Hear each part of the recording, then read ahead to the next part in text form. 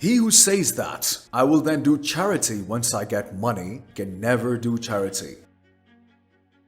He who says when there will be books, then I will study. When I will get something, then I will do noteworthy things. One who cannot do anything today can never do it. I have learned only this much from my experience. My teacher is Mr. Irfanul Haq. He's a respected elder who resides in Jailam. I heard this in his video. He was saying that Allah's Messenger, peace be upon him, said, Allah blesses the ages of those who sustain their relationships. They sacrifice for their relationships. My friend Kashan was sitting with me. It was around 10:30 at night. As I heard, I said, let's go, Kashan. He asked, where do you want to go? I said, let's go to the market. From the market, I made some bags of almonds, rice and butter, and with love for all the relatives in Lahore, I placed those bags at night by their doors and said, accept this with love. My friends, give this a try. Why would Allah not give you blessings? Allah's Messenger said, sharing is not related to wealth, it's related to the heart. If you don't have a generous heart, there's a saying, if you don't have the heart now, and you say that when I will get something, then I will give.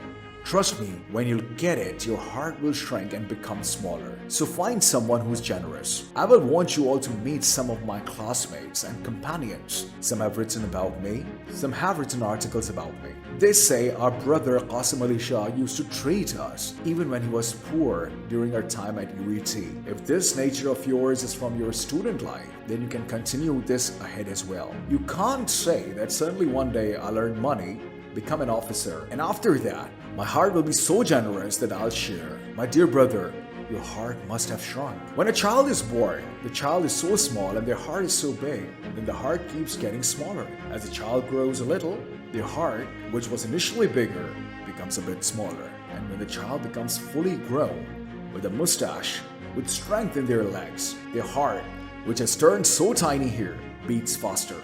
Oh, money got lost. Oh, lost 10 rupees. Oh, the car got a dent. And I practice it. If the car gets a dent, I don't complain. I say sorry. Okay, no problem.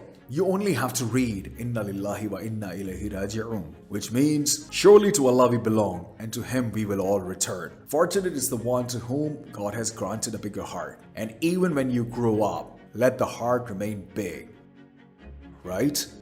So if you, my son, can't develop good habits because of this foundation, this lecture, this environment, then even if you study at Government College, UET or LC, you cannot certainly become a great person. Remember this. It's my favorite quotation and it was once painted on a wall. The greatness of every great person, the success of every successful person has its roots in their young age. That's why I shared the incident from my FSC days with you today. I'm just an ordinary person.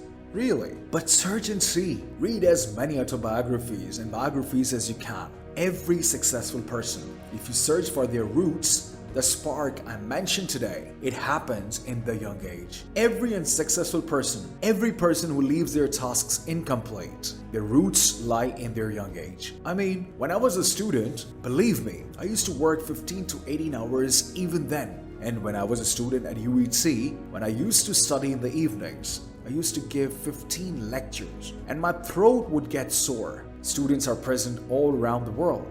Go ask them. I never used to get tired. Today, people do a little bit of work and say, we want to become a speaker. I say, you can't even read one book. They heard a little from here, hear a little from there, and think the job is done. There is no depth, no exposure, no life experience, no decision making, no criticism faced, no criticism on decisions. Your father should hold you by the arm and bring you saying, Mr. Shah, what's wrong with this boy? He used to be a good kid. What has happened to him? He's starting to make big decisions. This is my job. I'm ready to hear such complaints. That complaints should come from your home saying he's young, but he's started making big decisions. The size of his thinking has grown. His vision has grown. His perspective has broadened. He wants to do something. My desk is ready to hear such complaints. But sir, if such a complaint comes that he doesn't do anything, keeps sleeping, keeps wasting time, he says, when the situation changes, I'll change too.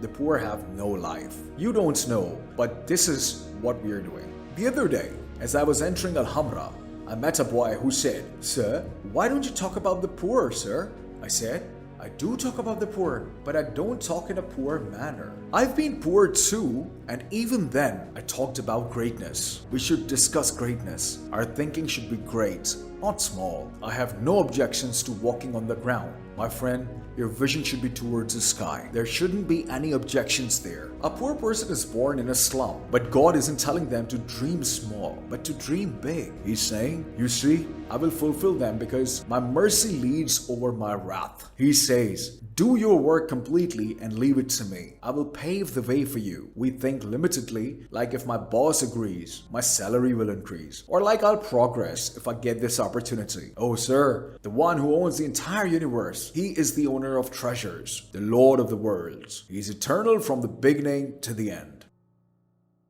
When you think on such a vast canvas, you can't imagine mercy with a small heart. In fact, mercy can't even be imagined. Understanding mercy with a small heart is impossible. So why do I repeatedly encourage charity, generosity, expanding your heart, and distributing these resources? By God's promise? Because I've mentioned it before and I'll mention it again, open your hands to enlarge your heart. For the one whose hand is open, Allah expands their thoughts. The greatest gift from Allah on earth is that He enlarges trust, reliance, faith, and thoughts. It's a gift from Allah. He says, you give and I will multiply it for you. How does He give? He expands your thoughts. If a child is afraid of letting go of a finger and worries about falling, they'll never learn to walk. If someone holds onto a stick and fears letting go, thinking they might fall, they'll never be able to walk. When you let go of the stick, your legs become stronger. My friend, have trust in Allah and see. We rush towards the reward. We say, no reward received, let it go. Do kindness and throw it in the river. Why is it sad? You need to enter the ecosystem. Fit into that system, the system of mercy. And then witness how God showers mercy afterwards. He turns a dry garden green. Making a dry garden green is not difficult for Him. This is His mercy. It's done. We've discussed everything. Let's close this.